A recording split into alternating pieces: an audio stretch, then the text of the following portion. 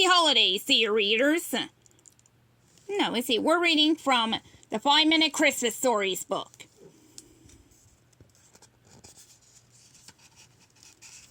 Let me see here.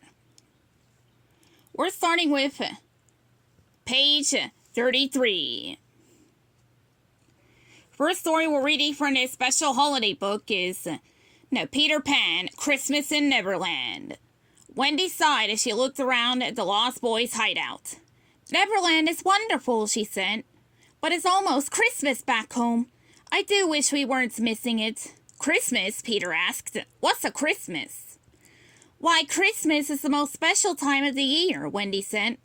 There's always a beautiful tree covered with lights. And lots of presents, Michael chimed in. Don't forget the Christmas crackers. Now, John added, they make such a wonderful kaboom when they explode. But most important, Christmas is a time to show people how much you care for them, Wendy finished. Hearing Wendy talk about Christmas gave Peter an idea. You know, he said, handing Wendy a basket. A bunch of shells washed up on the other side of Mermaid Lagoon. If you hurry, you could get some before the waves take them back to the sea. Goodness, Wendy exclaimed. If I leave right now, I could be back before dark. As soon as Wendy was gone, Peter gathered the Lost Boys around him. We're going to surprise Wendy, he announced.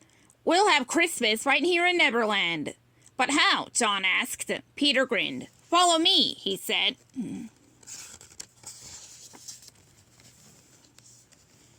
Peter and the Lost Boys hurried to the village where their friend Tiger Lily lived. No, we need presents for Christmas, Peter told the princess. And an extra special gift for Wendy. Do you have any ideas? I know just the thing, Tiger Lily replied. While Tiger Lily helps Peter make a beautiful beaded necklace for Wendy, her father, he taught the Lost Boys how to make arrowheads. Everyone had fun making their gifts. Peter and the Lost Boys thanked Tiger Lily and her father. Then they rushed off to keep preparing their Christmas surprise. Next, Peter and the Lost Boys scouted the forest for the perfect Christmas tree. But when they got the tree back to their hideout, Peter frowned. This tree doesn't look so special, he said. That's just because it doesn't have any decorations yet, John assured him. The Lost Boys went to work. Soon every branch of the tree was decorated with buttons and acorns, arrowheads, and seashells, and long garlands of flowers. In no time, the Lost Boys transformed their hideout. Beneath the festive tree stood piles of presents and stacks of homemade Christmas crackers. But something was still missing. The lights, Peter exclaimed. Where are the lights? We may have to do without them, John began. But before he could finish, a clever grin flashed across Peter's face. I'll find a way to make our tree light up, he vowed. Or my name isn't Peter Pan. Tinkerbell started jingling, but Peter interrupted her. No time for chit-chat, Tink, he said. Let's go.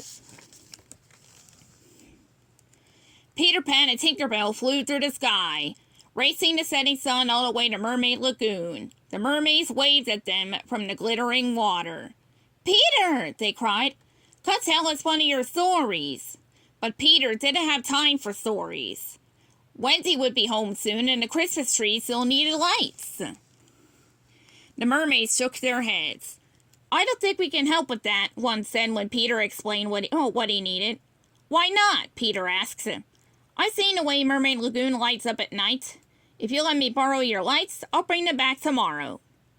Mermaid Lagoon lights up because our fish glow in the dark. Another mermaid explained as a fish swam by. The fish won't glow if they leave the water. By the time Peter and Tinkerbell got home, twilight had fallen. There's got to be some way to light up that tree, Peter said. Tink put her hands on her hips and jingled at him. But Peter wasn't listening. Not now, Tink, I'm trying to think, he said. Tinkerbell stormed into her lantern, sending flashes of light around the clearing. That gave Peter a new idea. he hollered for the Lost Boys.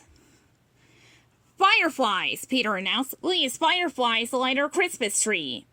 The Lost Boys leapt into the air, catching fireflies in their hats. But when they took the fireflies over to the Christmas tree, the glowing bugs flew away.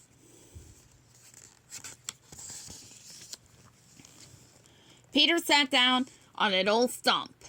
It's no use, he said defeated. Christmas is ruined.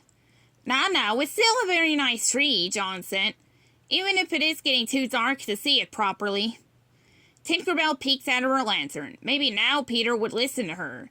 She marched right up to him and started jingling and jangling as loudly as she could.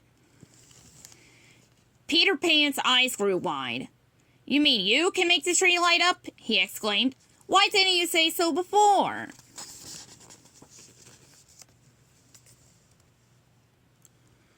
Moments later, Wendy returned to an unusually dark hideout. Hello, she called. Where is everyone? Suddenly, a lovely glow filled the room as the Christmas tree began to sparkle with pixie dust. Wendy gasped as Peter Pan and the Lost Boys burst out of their hiding places. Merry Christmas, Wendy, they cheered. Wendy beamed to gather the Lost Boys around her. Christmas had come to Neverland after all. The end.